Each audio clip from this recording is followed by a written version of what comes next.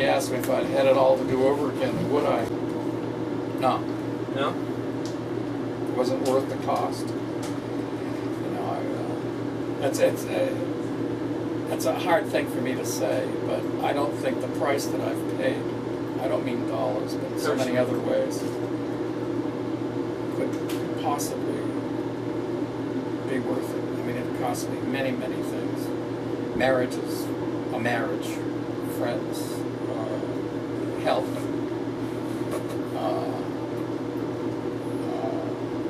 too many things.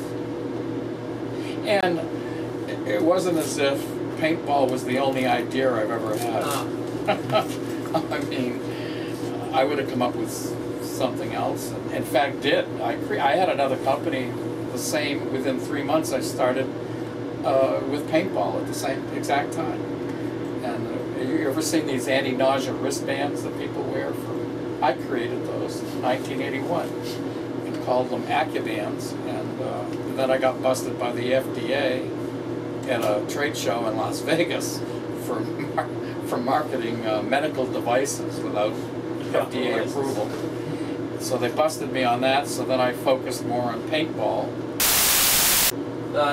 Tina Russo from Cat Shack Reports wanted to know, Bob, in what ways or ways do you feel leading people on the tour to the very first 12-man paintball game in New Hampshire, the first tournament field and the home in which the first business dealings took place, will benefit the persons taking the tour along with yourself?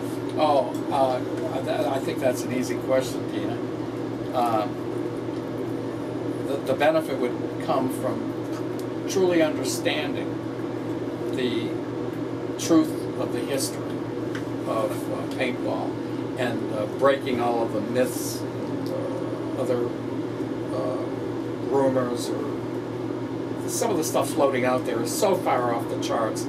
Some of the stuff that has been published by these guys that are claiming that they know and have published 2 books is so unbelievably wrong. I become incredulous when I read it, and I'm saying to myself, don't these guys do any research? And one of them even called me Bill Gurnsey, spelled incorrectly. Now, come on. How do you pass yourself off as an author who theoretically should be researching something that you're going to be publishing, and not call this guy Bill Gurnsey, spelled like a cow? And give me a break. So that was one of the reasons I wanted to do it. The second reason I wanted to do it was to say thank you to a few people that had also helped me in many ways, and were either old friends or whatever. But the benefit is knowing some history from the guy who actually wrote it. I mean, clearly the first paintball marker wasn't even intended to be shot at anyone. In fact, the originators, the Nelson brothers, who were my age at the time, whom I still refer to as elderly ones, they're not around, they were so absolutely dead set against what we were doing, but they went along with it when they got indemnified, number one. Number two, it was clear that they didn't have any market at all for the guns that they had created for paintball and, for forestry and for marking cattle, because they still had about 9,000 left out of a 10,000 gun order, and they had them in inventory for at least 9 years that I'm aware of. And so that was a product that was failing in the marketplace. So the smartest thing they could do, being pragmatic, was to try and make some money from it. So they went along with the deal that we offered them. Well, thank you. And I just want to say, you know, you talked about it, you wouldn't do it again. And I know that that's, you know, personal cost to you. But I do know that the sport is bringing a lot of happiness and satisfaction to people all over the world. So. And it has to me. I don't want to. Are you still? Yeah. Yeah. I do want to say. I mean, I don't want to sound as though it's been a negative experience. It hasn't. There are rewards that I've received that nobody else, very few people in the world will ever receive them, and I want to make that point, and they're very important to me. And that is the effect that paintball has had on people's lives. I have people all the time from all over the world either write me and even today and let me know that if it weren't for creating paintball as a sport, they wouldn't have the kids they have because they met their husband or wife through paintball. They wouldn't have the relationships. They wouldn't have so many things. They wouldn't have had the jobs they've had. They wouldn't have had the friends. So the reward for me, the greatest reward for me, is hearing the stories of those people, and that's the thing that gives me the most satisfaction. So I don't want to leave your people with a negative impression that now I'm bitter. I'm not bitter. I just think the price was extremely high, considering where I was in my life at the time and things that I could have done without going through all of those incredible lawsuits. And the fact that nobody was they all created their own problem. In other words, they had the safety goggles off. Would you like one example of that? I had a lawsuit in Texas. I had a lawsuit in Texas filed against me.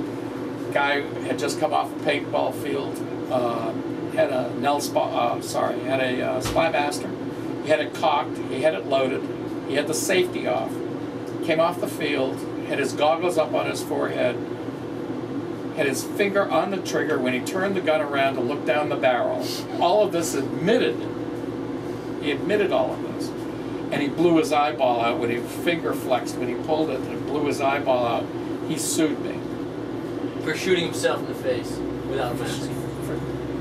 And that cost to win was $50,000. See, in America, every time you win, you lose. So that's one of the Governor Perry in Texas just changed that law in the state of Texas. Bless his heart. Every company that's smart, every company in America that's under liability attack should move to Texas. And I would have been there in a heartbeat if some governor had done that. But yeah, I mean, I can go on for so many examples of the stupid lawsuits that I received. And only 4 of them were ever even thrown out of a courtroom.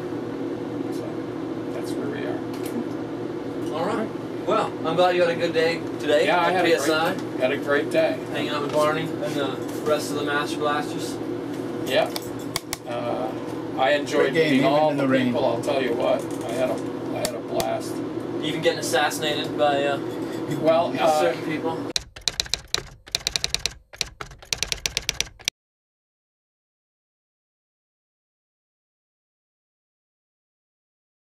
You know, look, I was going to have a little chat with him about that later. We can cut. I don't think you pass yourself off kind of as being so close to, being friendly and close to someone. Somebody's even going to interview you, and then you blow them out of the game. Dick move, man. Yeah. Move. Well, that's Misfit for you. If I were him, I'd come back and really try to do it with a paintball when I'm going to be on the field again as Bernie. I'll be looking a little dead, but if he can still shoot me, then he gets the prize. But it has to be with a paintball, not with some cap gun. Huh? It's a cap gun, yeah. Not with some cap gun. But anyway, yeah, it was a little cheap, but that's the sport. You know what? I love it. I was thrilled with it. I love the format. So. All right, thank you. Anyway, thanks a lot. All right. Yeah. Pleasure meeting Thank you. Again, thank you, Bob. Pleasure. Everything. Yeah. Barb, everybody's Uh-huh. Chris is waiting outside.